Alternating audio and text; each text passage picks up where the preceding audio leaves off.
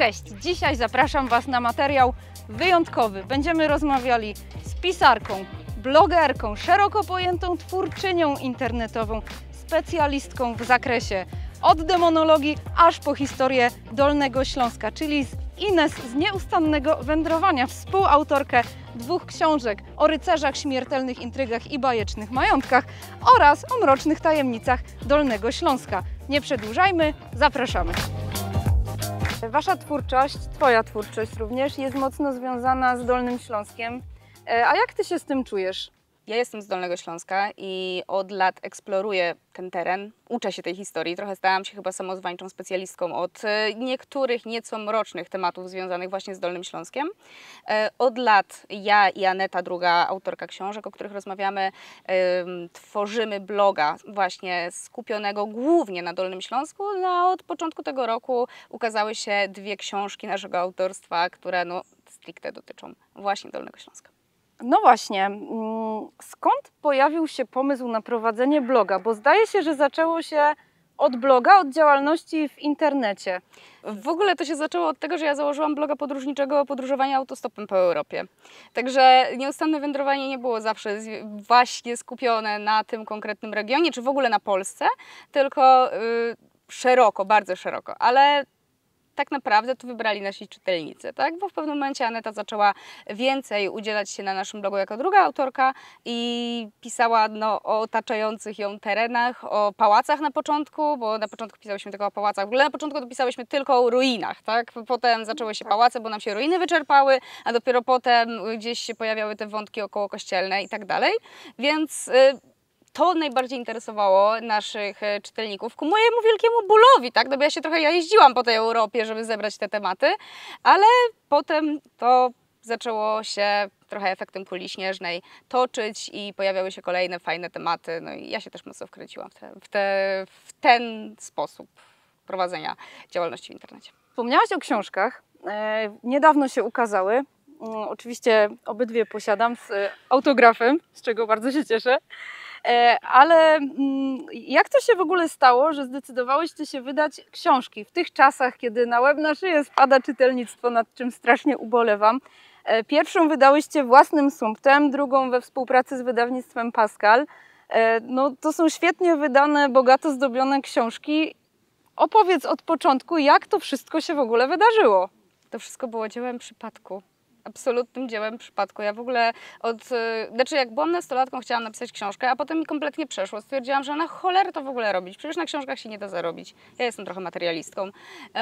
I tutaj ponownie trochę zdecydowali nasi czytelnicy, ponieważ jakiś czas temu, kiedy zaczęły się jakieś dyskusje, że może to jest trochę wizerunkowe, a tak w ogóle to jednak na papierze to na papierze i stworzyliśmy taką makietę książki, po prostu zwykłą grafikę, tak, na której była biała książka i nasze logo na środku i zapytaliśmy naszych czytelników, czy chcieliby taką książkę naszego autorstwa przeczytać. Efekt był taki, że nie wszyscy doczytali posta do końca, no i w pewnym momencie w pracy mojej mamy podbiega do niej jej kolega ze stówą, tak, w ręce i Aneta, bo ja chcę kupić waszą książkę. Ale jaką książkę? Książki nie ma, jeszcze nie jest napisana, nie?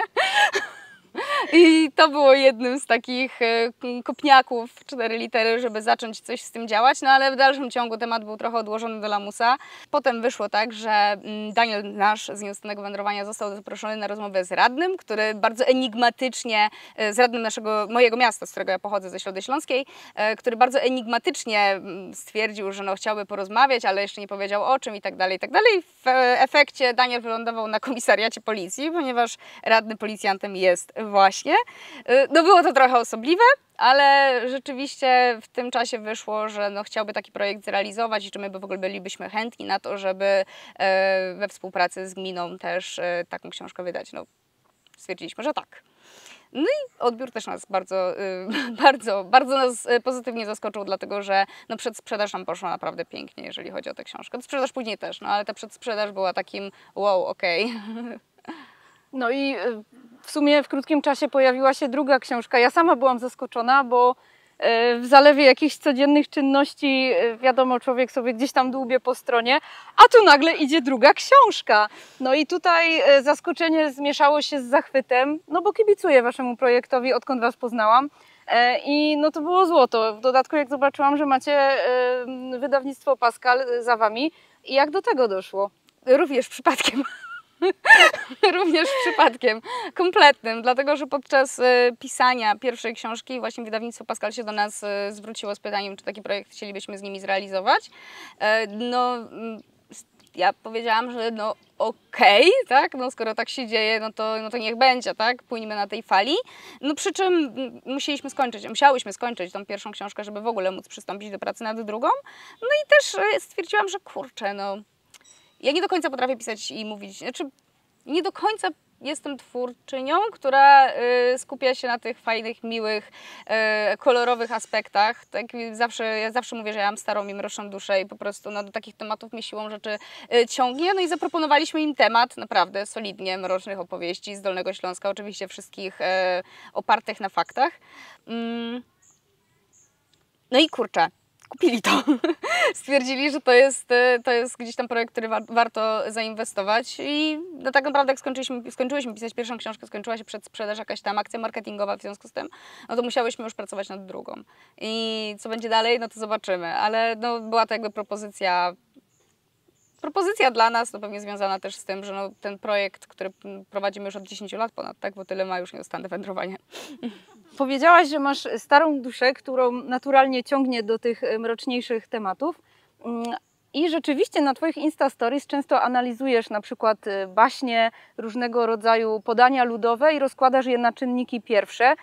Oczywiście wiele z tych historii jest tragiczne lub przynajmniej bardzo mroczne, ale na Insta Stories i na TikToku często poruszasz też temat, ja sobie tutaj wypisałam, demonologia, prawa kobiet, zdrowie psychiczne, no tam znajdziemy wiele wartościowych tematów, zwłaszcza w dzisiejszych czasach.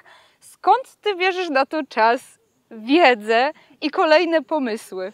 Znaczy ja czasami się po prostu bardzo mocno fiksuję na pewnych tematach, a wszystko to, o czym powiedziałaś, chociaż to tak ten pierwszy rzut wydaje się być daleko od siebie, tak naprawdę cały czas się wszystko gotuje w jednym garnku i w jednym sosie, dlatego że czy weźmiemy na tapet baśnie, czy bajki, czy jakieś ludowe opowieści, legendy i tak dalej, w końcu dojdziemy do tego, że albo ktoś miał problem ze zdrowiem psychicznym, no taka prawda, albo dojdziemy do tego, że właśnie prawa kobiet, kurczę, no chciałabym powiedzieć, że były gwałcone, ale ich po prostu nie było na pewnym etapie w dziejach. Po prostu nie istniał ten temat, nikt się nad tym nie zastanawiał.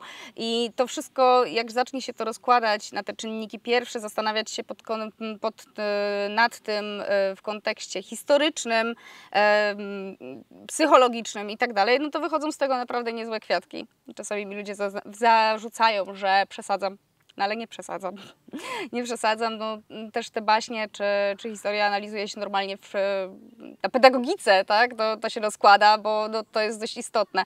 I wszystkie te historie są pisane przez ludzi dorosłych, a nie przez dzieci. To jest kluczowe w tym wszystkim, tak? Więc one są pełne treści podprogowych, czy tego chcemy, czy nie, tak? No bo jak jest człowiek dorosły, to zupełnie inaczej patrzy na świat. No i potem na tym też się wyrasta kolejne pokolenie, które na przykład nie zdaje sobie sprawy z pewnych patologii, które towarzyszyły mu w dzieciństwie, tak? No weźmy sobie taką, nie wiem, Piękną i Bestię, tak? Gdzie Bella ma kompletny syndrom sztokholmski względem swojego oprawcy i to jest mega romantyczne, tak? I nikt nie myśli o tym, że to dziecko, które na tym wyrasta, no też patrzy na tą miłość trochę w krzywym zwierciadle. I żeby nie było, ja bardzo lubię tę bajkę, ale tak czy inaczej, no tak to wygląda. Tak samo jest z legendami. Oglądałam niedawno, zrobiłam sobie powtórkę Meridy i tam padło takie stwierdzenie, które teraz sparafrazuję, że wszyscy wielcy królowie kiedyś staną się legendą. I coś w tym jest, tak? Bo wszystkie te historie, o których piszemy, tak? A w naszych książkach aktualnie jest opisanych takich legend 32, to są opowieści, które jak zaczniemy się cofać, zaczniemy je obierać jak banana ze skórki i dochodzić do tego wnętrza, od czego to się zaczęło i tak dalej, no to docieramy do jakiegoś źródła, do czegoś, z czego to wyrosło, tak? I stało się legendą, no bo jak kula śnieżna, nie? Toczyło się przez wieki, przylgnęły do tego kolejne jakieś rzeczy, wyobrażenia, trochę własne inwencji opowiadających, no i potem radź sobie z tym człowiekiem. No i właśnie tym się zajmujemy w nieustannym wędrowaniu, docieraniem do takiego źródła i udowadnianiem, że są to prawdziwe historie, absolutnie nie można ich kategoryzować jako bajki. To jest bardzo cenne merytorycznie, zwłaszcza myślę w dzisiejszych czasach, kiedy w internecie też jest dużo treści po prostu no, fałszywych, czy gdzieś tam lekkomyślnie stworzonych. Oj, bardzo. W drugiej książce opisywałam taką historię wampira z Rybnicy Leśnej i przez jakie ja szambo się musiałam przebić, żeby dotrzeć do tego, co tam się właściwie wydarzyło, tak? Generalnie to był jeden z procesów na osobie umarłej, tak? Generalnie tego wampira to już nic nie obchodziło, no bo on nie żył, ale był cały czas procesowany, ileś razy wykopywany. I zachowała się pełna dokumentacja, tak? W aktach Hochbergów dotycząca tej historii, ale w internecie co można przeczytać? Można przeczytać na przykład, że sam cesarz był podczas wykopywania, podczas tej ekshumacji, siedział na złotym krześle, tak? Na przykład. No nie było czegoś takiego, on naprawdę zlecił to wykopanie, ale miał to kurde w 4 literach, nie? Sobie to gdzieś tam siedziało, nie był na żadnym złotym krześle. Jakieś mury opadające, no po prostu takie bajki. I na początku mówię, kurde, ale historia, cesarz był przy tym. Jedzie mi tu czołg. No właśnie, więc wszystko trzeba weryfikować, tak naprawdę szukać źródeł, no to jest tak naprawdę taka robota historyczna, profesjonalnego historyka, archiwisty. Więc przechodząc płynnie do kolejnego pytania, chciałam się zapytać o plany na przyszłość, no bo macie bardzo fajnie, wielowątkowo rozbudowane w tym momencie i social media, i stronę. W jaką stronę pójdziecie? Historyczną, czy bardziej literacką? Masz już jakieś pomysły na ten moment? Chciałabym znać odpowiedź na to pytanie, takie w pełni, ale tak wiele rzeczy się gdzieś tam u nas dzieje. Ja też mam, może tak, planem na przyszłość jest na pewno pozbycie się tej wielowątkowości, tak? Bo ja doskonale zdaję sobie sprawę z tego, że to robi straszny bałagan w niektórych kwestiach, a ja się po prostu interesuję zbyt dużą liczbą rzeczy i wygląda to tak, że zaczynam pracę nad jakimś projektem i zanim ja dojdę do tego projektu, to ja już mam po prostu obudowana książkami i wszystkim, co dotyczy kompletnie innych rzeczy, a co zainteresowało mnie po drodze. Także to jest po prostu jeden wielki dramat i bałagan. I gdzieś na pewno chcę to uporządkować, jeszcze nie wiem jak, jeszcze nie znalazłam odpowiedniego sposobu. Na pewno chcemy też się skupić na formie wideo, bo to nas męczy w ekipie od bardzo wielu lat. Cały czas chcemy gdzieś z tym działać, no ale brakuje nam czasu. Ja też swoją przyszłość zawodową wiążę właśnie z wideo, to jest raz. Dwa, no chcemy iść w tę stronę literacką, tak? Tak jak mówiłam, że nie chciałam pisać książek, no teraz już chcę. Mam dwie na koncie, cieszy mnie to, że to ma taki odbiór, no i też zdaję sobie sprawę z tego, nie wpadając w jakiś szczególny narcyzm, że no, część tych historii, szczególnie w pierwszej książce, gdybym nie przeprowadziła wywiadów z ludźmi, których te wywiady są zawarte w tej książce, to te osoby już są po prostu wiekowe i to by się rozpadło, bo nie ma zdjęć tych obiektów, są tylko opisy, tak? Znaczy jest powiedzmy jedno zdjęcie obiektu, ale żeby dowiedzieć się jak to wyglądało od strony innej, tak? Z innej perspektywy, no to już trzeba było tej relacji, tak? I trochę ocalamy tę historię od zapomnienia i podoba mi się to. Natomiast chyba chcemy wychodzić też poza Śląsk historyczny, jeszcze nie wiemy gdzie, ale gdzieś chcemy ruszyć też z tym właśnie w inną stronę w Polsce. Tak, dodam od siebie jeszcze, że właśnie zarówno książki, jak i całość Waszej twórczości to jest bezcenny wkład w edukację regionalną, która u nas kuleje tak, jakby miała co najmniej kilka takich ogromnych kul doczepionych do obu nóg i rąk i szyi. Więc tak naprawdę ja sama pokazałam moim uczniom Wasze książki i myślę, że chyba nie będziesz zdziwiona, jak powiem, że faktycznie młodzieży słowo Ślązak kojarzy się z górnikiem, który wychodzi z kopalni, a tutaj nagle okazuje się, że Śląsk ma zupełnie inne oblicze i to powierzchniowo dużo większe niż tak naprawdę te pola górnicze. Więc za to Wam dziękuję w ogóle. Wiesz, ludzie sobie nie zdają sprawy z tego, że na przykład cała wampiryczna popkultura to stąd wyszła, tu ze Śląska, tak? Nasze wampiry były, nasze tutaj, z tej wschodniej Europy, z tego kurczę Wygwizdowa tej Europy były podstawą do tego, że na przykład taki Byron w ogóle wziął się za temat właśnie wampirów, tak?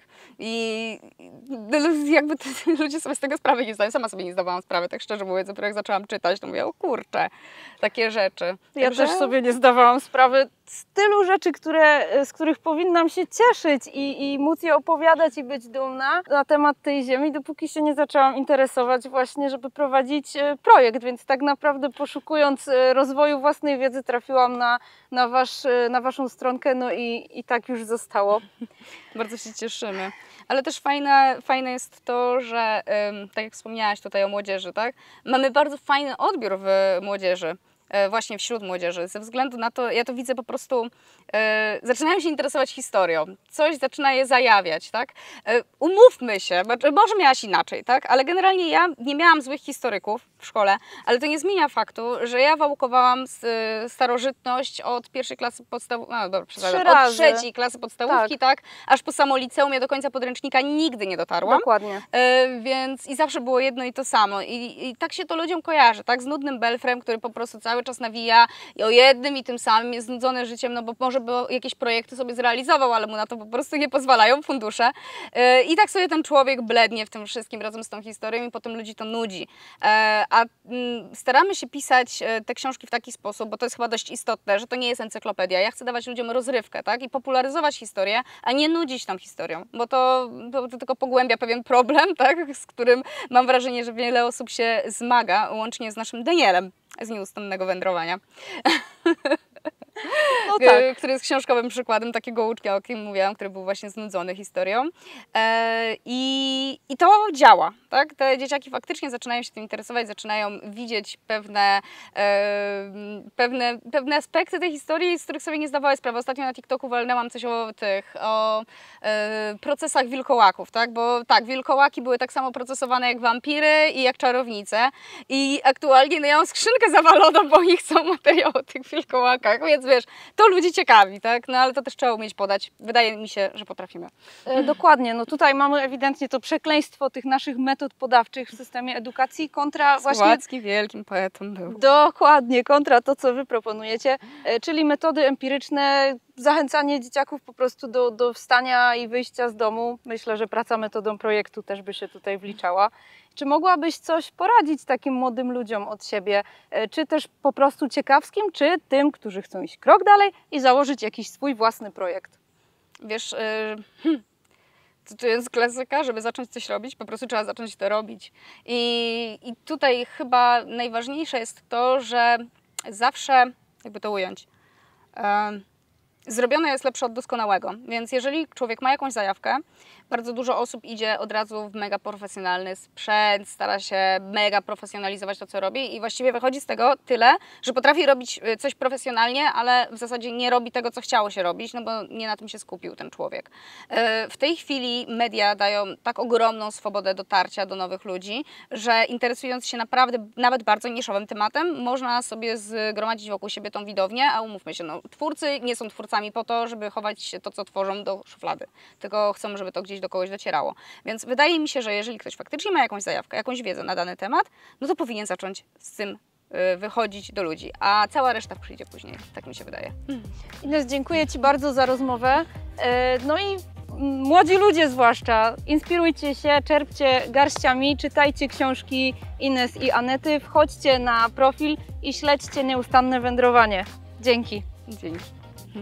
No cóż, moi drodzy, na dzisiaj będziemy się już żegnać. Ja jeszcze dodam na koniec, że cały ten odcinek został zrealizowany w Parku Śląskim pod nowo zrewitalizowanym planetarium, które w tej chwili na nowo przeżywa swoją świetność. A Wy, moi drodzy, pamiętajcie o subskrybowaniu tego kanału, bo to bardzo pomoże mi w dalszym rozwoju. Dzięki!